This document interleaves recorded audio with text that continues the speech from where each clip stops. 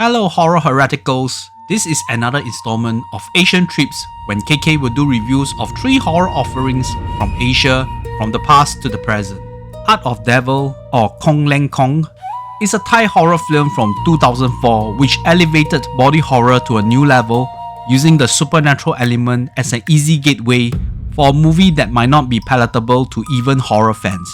2 sequels were released in 2005 and 2008, taking a loose connection to the original movie, but looking at the poster of either movie, it did not feel like something I was eager to catch up upon.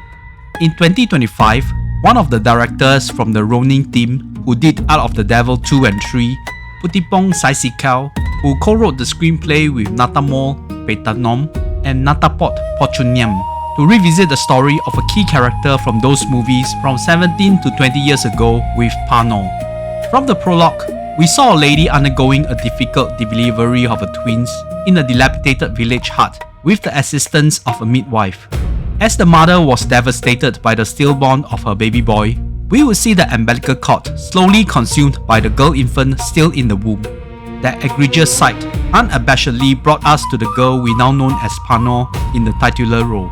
Dark-skinned and with frizzy hair, Panor was always filthy like a street rat and was constantly being despised and bullied by children in the village and scorned by the adults for being a walking curse, even by her own mother who hated her guts.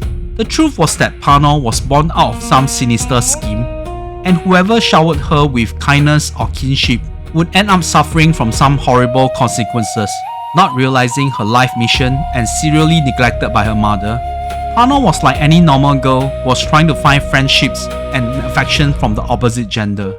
Such vulnerability led poor Panor to be at the brunt of some extreme hazing, even at the verge of sexual assault, until she was saved by someone who hated her more than anyone else, with classmate Plek, who attributed his own mother's death to Panor during their childhood. After witnessing the grim demise of her best friend, Panor was driven to the wall to break this curse instead of wallowing in sorrow.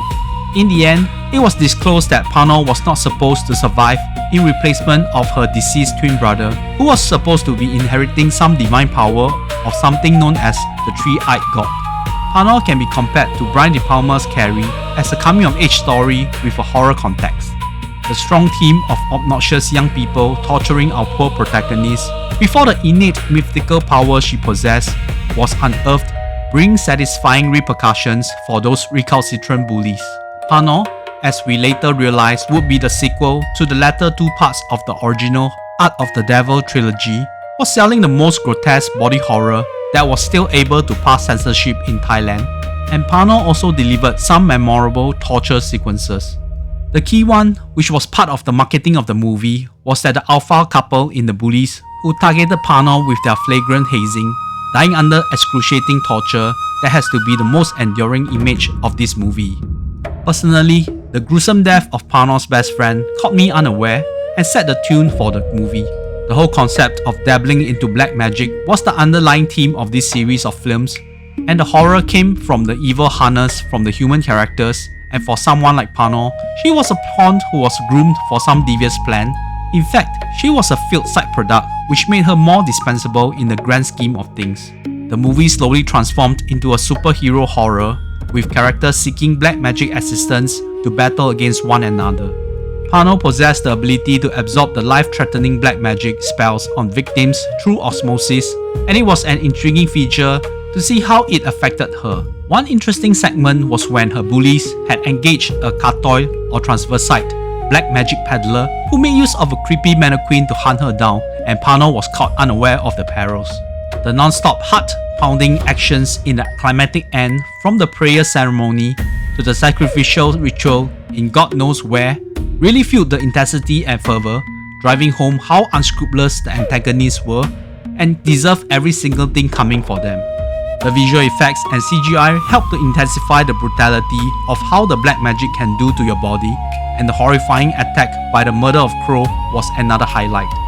While the plot was one of the more coherent ones for this franchise, as I would learn in the hard way, I had issue with Masuri, Panor's auntie who rendered her with a lot of help when things got overwhelming. We knew that the village Panor lived in was predominantly practicing the Islamic faith, and Masuri was wearing a hijab. Yet, she was constantly carrying a turban used by the Christian faith, which made her look like a nun. She had the ability to arrest all the black magic that was bothering Panor from the occult-like three-eyed god devotees. It was befuddling to make sense of it all. Chaperang Ariku, in the lead role of Panor, became physically attractive when she became deeper entrenched into the black magic curse, and this physical aesthetics was going to play a big part in the movies that we are going to review.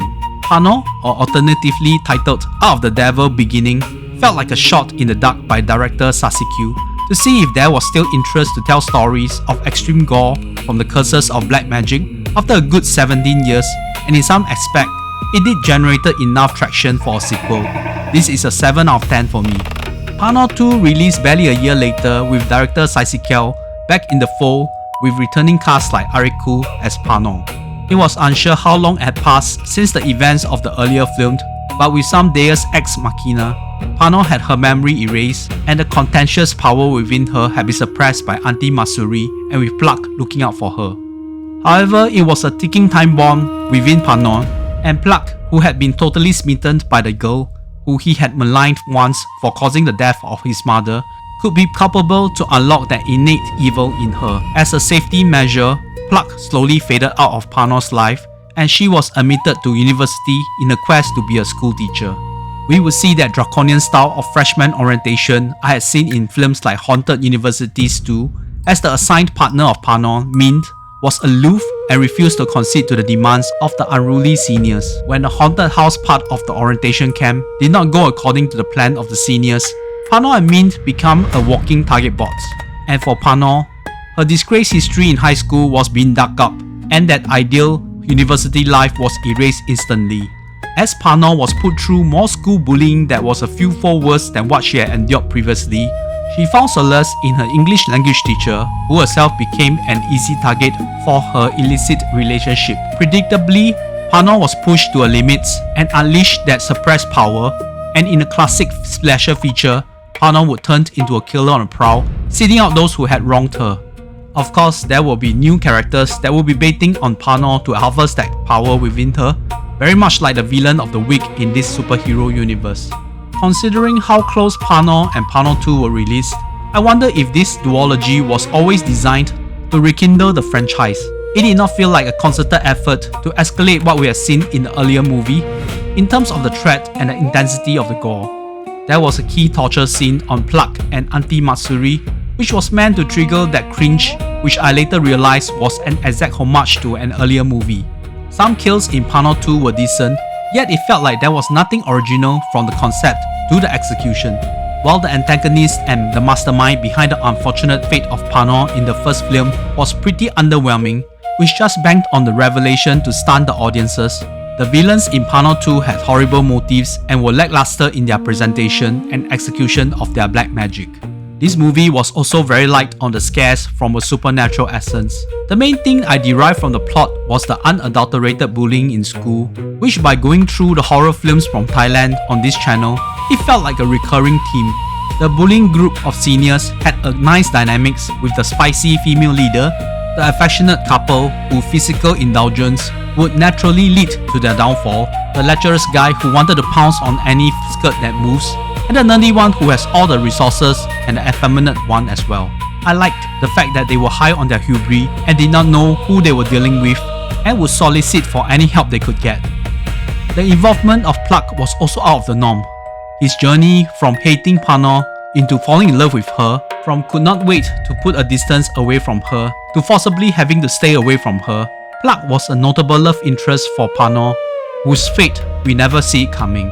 In the end, a disenchanted Panor unearthed something within, as we have a notable cameo who at that juncture I was ignorant who it was. Panor 2 was not the sequel people would clamour for after a decent earlier movie, but it served well as a bridge to the earlier movies we had seen. Panor 2 is a 6 out of 10, which is paling in comparison with the preceding movie. I will go back to the original trilogy, starting of course with Out of the Devil from 2004.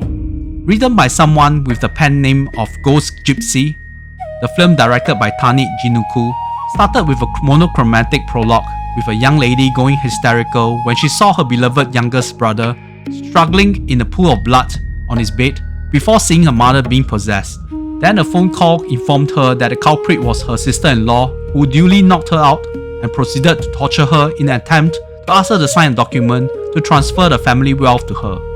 We would then learn the tragedy befallen to the sister-in-law with regards to hooking up with a married man as his mistress before a pregnancy ruined their illicit affair. Forcing her to abort and using money to silence her, the businessman will continue to manipulate and humiliate his mistress to an extent she resorted to seek revenge through unorthodox means with black magic. The revenge worked a treat, decimating the man's family, but in return, the lady lost a child from a traffic accident. From the degree the lady named Boom being upended by the speeding car, it was awfully surprising she actually survived it. During her recuperation and mourning of the loss of her unborn fetus, Boom would be shook by the news that since the death of the immediate family of the businessman, the inheritance was transferred to his first wife. This piece of news incensed Boom, and she plotted and schemed her wayward black magic curses on this family as well. She would infiltrate into the family as the gorgeous girlfriend turned fiancé to the older son, keeping tab on her misdemeanor from within the family of 5. Out of the Devil was a classic story of infidelity went horribly wrong. While the businessman deserved all that was coming to him, in fact he was let off a touch too easily from the way he died. His family as collateral was a shame. The part with his actual family and the one with his divorced wife was awfully confusing. He had sons that was in their 20s and a little girl with that massive age gap with the second wife. However, in the family he had discarded, there were children younger than those in his second marriage, including another child. The movie did not give a definitive answer, and I did not really care for it as well. The many children were just pawns for Boom to set her curse on to suffer gruesome demise, which felt light as compared to other movies in this franchise. The black magic rituals had an authentic feel and not too indulging in the frills to make things look awfully creepy in most films that looked into Thai black magic. The creepy albino ghost child succeeded in adding chills when you least expected it. The movie itself looks televisual and nothing cinematic about it. However, recalling Thai horror films released around the same time like Nam Nak and Shutter, such aesthetics was not out of the ordinary. There was something nostalgic about the fashion and the technology the characters used at that time. It certainly transported me back to the time period. Acting performances were generally shoddy, especially with Boom and Nan, the daughter of the first family and our protagonist. The worst performance accolade had to be bestowed to the rogue reporter who investigated into the heinous acts of Boom and was developing a crush on Nan. I could not believe I stayed away from Heart of the Devil with an effective poster that made me queasy for the longest time, fearing the grotesque scenes on screen would disturb me in those years abstaining from horror movies watching. It turned out to be a televisual public service announcement which deserved a 5.5 out of 10 from me. The grotesque effects that would shake me came in the sequel titled Long Khong in Thailand. The movie was conceived and directed by a group of 7 directors known as Ronin Team, which Saisikaew, who gave us the Panor duology, was part of. Despite the strong PSA of warning people from seeking help in black magic practitioners prevalent in these movies, there was no connection to the first movie. These are simply standalone movies, loosely connected with the theme of black magic from the same film studio, which Western market conveniently allocated into the same franchise. We began the movie with a university student Kim who was visited by a childhood friend Paul in a dorm to celebrate her birthday. Paul held a candle for Kim, but the feelings were barely reciprocated. As we gazed at the photograph showing another boy named Ta who used to be Kim's boyfriend from their old village. Coincidentally, a phone call from Ta informing Kim, Paul, and the rest of the gang that his father had passed on and hoped they could return to pay their respects. On the train ride, we learned the kids had a dark history growing up in the village. Ta's father remarried a beautiful teacher Panor after the unfortunate yet sudden departure of his mother. Panor came with her own son from a previous marriage and showed bias towards Ta naturally, yet his father could barely stand up for him when Panor resorted to physical punishment. Ta's revenge would arrive immaculately when they found out that Panor was having an affair with a sports coach from their school. Realizing his reputation and career was at stake, when his affair with Panor was being videotaped by his students, the physically strong and nimble coach overpowered them and forcing them to do some abhorrent act on him before letting them go. The gang decided to seek assistance from the Ajahn in the village, infamous in putting curses on people, to set one on the coach, which have him dying under an excruciating manner with sharp fish hooks tearing his flesh from within his body. Panor was not spared from the scorn when the tape was being shown publicly in school, and she could not endure the humiliation and decided to be reclusive. When Ta and his friends had all left the village for a couple of years, they thought that time had healed the discord between them and Panor, with the stepmother wholesomely welcoming her former students home and cooking them a feast. That was the start of crazy events like Ta's paternal grandmother starting devouring a pet cat, and the gang petrified to find them eating a stew made from the flesh of one of their friends. Long Khong evidently was a much entertaining feature as compared to Kong Lang Kong, with the gruesome level cranked up to 100 and the plot with twists and turns to a point that it felt like the writers twisted themselves in the pretzel with how they wanted to convey it on screen. The omnipresent theme of using black magic was always going to bring pain and regrets to both the instigators and the victims. There were very few collaterals being affected in this movie, like the grandmother, but we would know that she was not someone with a respectable moral standing herself. I enjoyed the group of young people and their playful interactions and endearing friendships, especially during sticky situations. One could empathize with what they have chosen to do due to the despicable acts committed on them. The glaring problem I had with the plot was that Panor was victimized and was willingly sacrificing her body to imbue the black magic power within herself and unleash the unimaginable horrors on those that had done her wrong. This does not add up to what we had seen in the Panor duology when she was a byproduct of the spawn for the three-eyed god. Of course, the writers could simply explain with a convenient build-out with amnesia, which was evident in Panor 2 as well. The summoning of souls of those Panor had embalmed in the pickled mango jars was scary, but the I see the dead part was underwhelming from the way they appeared. The curse with the geckos boring out of the body of the victim was such a memorable death that they brought it back in Panor. The unsettling noise made by those geckos added to the nightmarish vibe of that death. If there was a movie you want to watch from this franchise, Long Khong has to be the one. Actress Naprapapa Naprasit gave a memorable performance. She was equally alluring as she was ruthless, which naturally molded Panor as the figurehead for this franchise. I'm awarding Long Khong a strong 7 out of 10. The plot could be more coherent. Speaking of a coherent plot, this was something awfully elusive in Long Khong 2 or Out of the Devil 3 in the Western world. The same writing and directing team returned, with the formality of putting whose name in the credits. This was telling the story during the gap when Ta left the village to when he reunited with his buddies from the events in the preceding film. From the start, we saw a new character, an unruly and unscrupulous black magic practitioner called Deet, who tied up his own master to ask for the power of the revered Third Eye God. He had resorted to tearing up the master's forehead in search of the mythical Third Eye, which led him to an unwavering search for the power, which was really a MacGuffin that anchored this movie and the latter movies. It was later realized that Deet had been too ambitious with dealing with the dark forces during his years of sharpening his craft, resulting in the menagerie festering inside him, feeding him alive. He therefore required the power of the Third Eye God to suppress those entities. Back to the village where it all started, when Ta was a young child and his parents were happily married. When they engaged the service of Panor as the private tutor, Ta's father was effectively smitten by her beauty, and with his mother as a stumbling block, he then plotted to kill his wife Duan, therefore giving him the liberty to marry Panor, who naturally was lured by the wealth he accrued through his plantation. Back to the contemporary time period of this movie, Duan's family recruited Deet to help them set up a curse on Panor, which sent the mistress into a mental asylum after physical and mental upheaval. In a highly convoluted heist and soul-switching ritual, Duan's sister, Pen, a nurse by profession, managed to smuggle Panor out of the asylum, with her husband, with Ta returning and required to do the chanting when Deet transposed the soul of Duan, who was still within the corpse being preserved in the salt, which was the family business.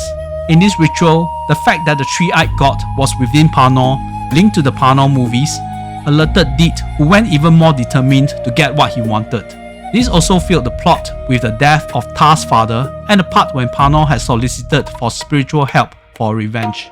To be honest, the crisscross of storylines from various movies can take a while to piece the narratives together, but even when you do, it still felt like there was multiple plot holes. The climatic end to the story was that Panor's body had dispelled Duan's soul and recovered her own consciousness to exact revenge on Duan's family, with their slasher feature synonymous to this franchise.